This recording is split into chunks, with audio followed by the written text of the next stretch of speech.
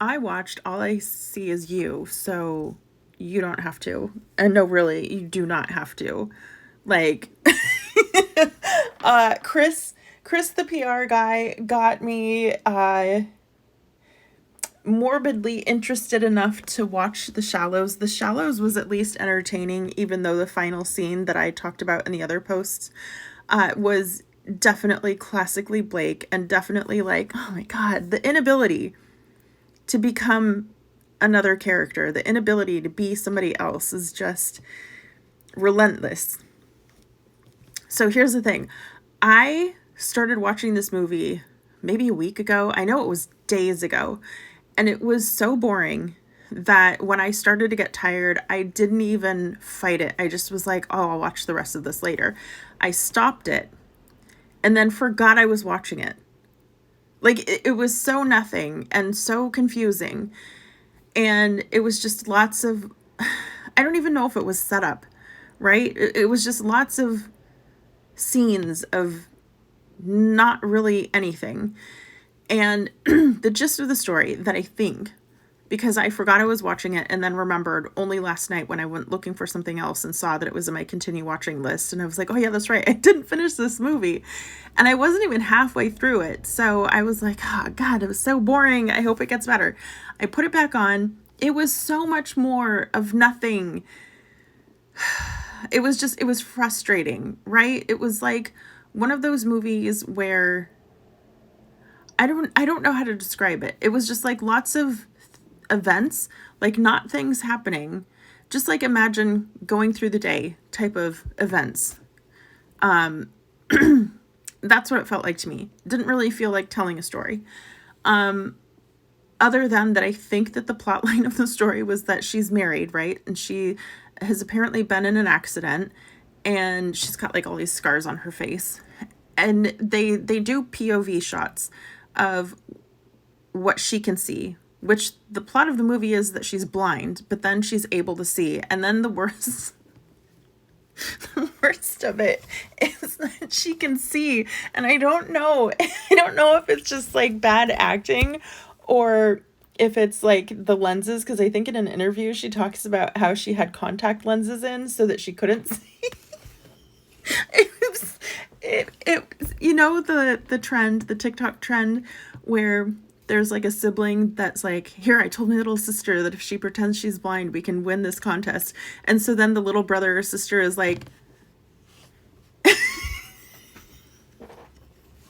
that was the kind of like blind acting that we were getting from Blake.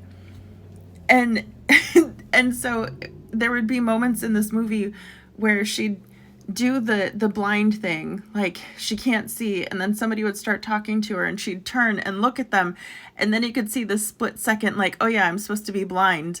It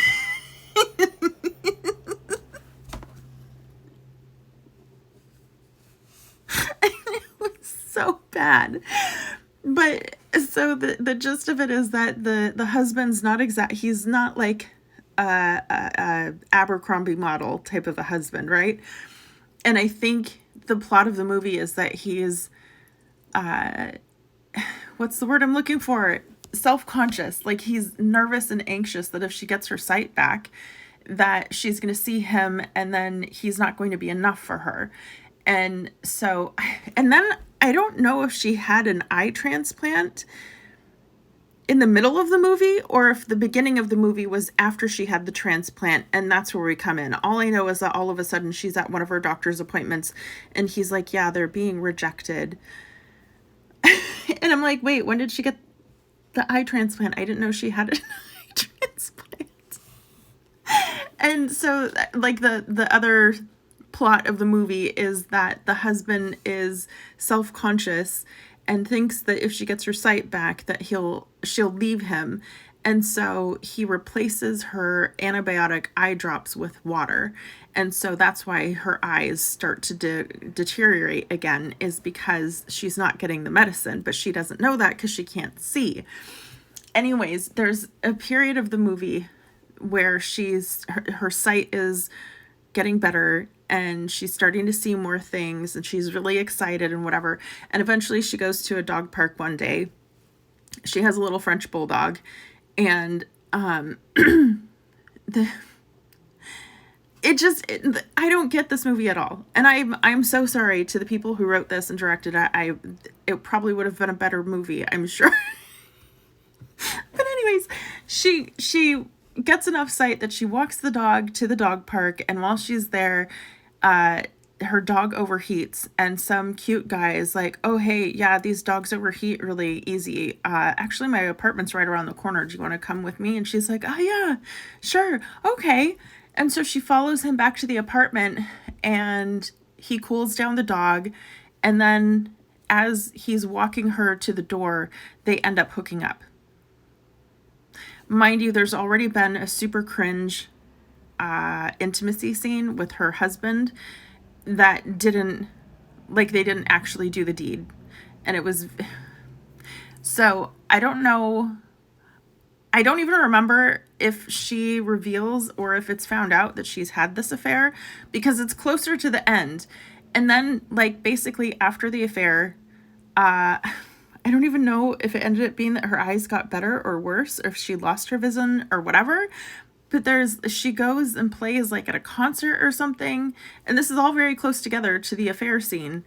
And the husband goes to like see her, and he gets upset because I think he knows that he's controlling her or something like that. And she's playing with her niece. I don't know. Like, there was no conversation. It's a very bizarre movie. And so he's like watching her, and he gets upset and mad, and then he goes home. And I don't know how this kid is involved, but apparently somehow after the affair, the dog goes missing. But I didn't notice that the dog went missing. I didn't know that the dog wasn't coming home or didn't come home or whatever. But the husband gets home, and there's a crayon written letter from a kid. Don't know who this kid or how they're involved. Because again, I have ADHD. Maybe I just wasn't paying attention well enough, but it was such a boring fucking movie. And the crayon written letter is basically like, hey, sorry.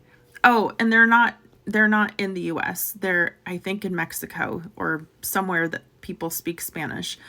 And so I think that's why this crayon written letter is written and then spoken in the translation the way that it is. But anyways, they're like, yeah, sorry, I just saw your dog and blah, blah, blah, blah. Like, your dog is cute, blah, blah, blah.